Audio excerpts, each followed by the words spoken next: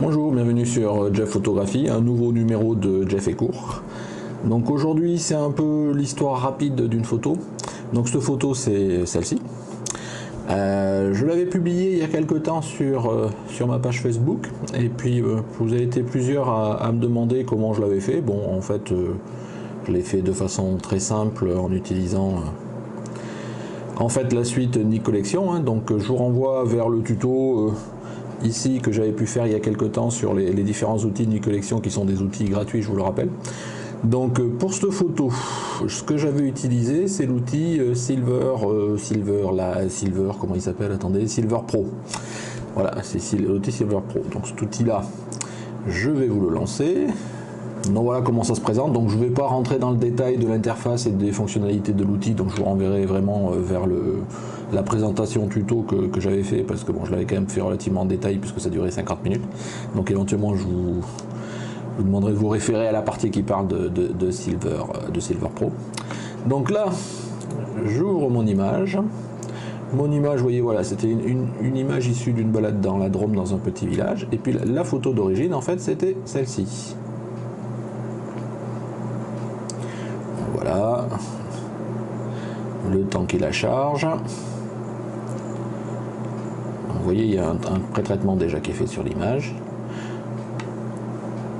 Et voilà mon image, donc c'était une image en couleur, hein. Vous l'avez vu quand je l'ai chargé. Donc comme c'est un module noir et blanc, tout de suite il la charge en noir et blanc et il applique des pré-réglages noir et blanc. On voit qu'ici il y a un certain nombre de presets de réglage noir et blanc. Et dans le cadre de cette photo, bah, c'est très simple, si vous allez tout en bas, je descends, je descends, je descends, je descends. Voilà, vous avez ici un preset qui s'appelle ancienne plaque. Vous cliquez dessus, il applique le preset et on voit que ça ressemble globalement à la photo que je vous ai présentée. Après ici vous avez un certain nombre de réglages qui permettent d'affiner un certain nombre de choses. Donc bon, j'ai plus trop en tête les réglages que j'avais fait, mais vous voyez on peut régler ici en fonction de filtres de couleur. Ça permet d'assombrir, de faire des petits réglages un peu plus fins.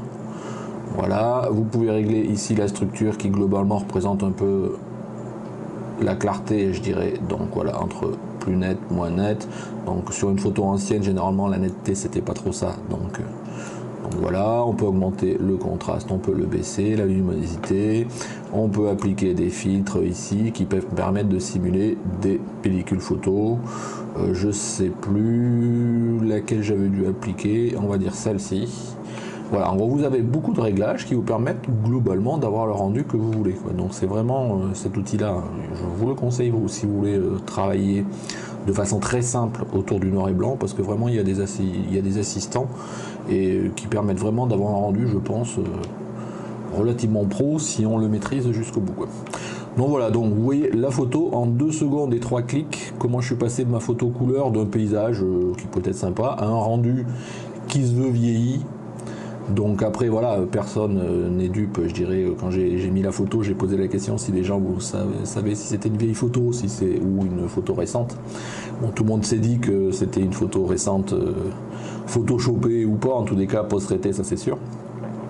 Donc en fait post-traité oui, mais vous voyez de façon très simple, après on aime le rendu ou pas. Mais je trouvais, je sais pas, cette image là je la sentais bien comme ça, j'avais envie vraiment de travailler sur un aspect vieilli et je trouve que ça rend bien.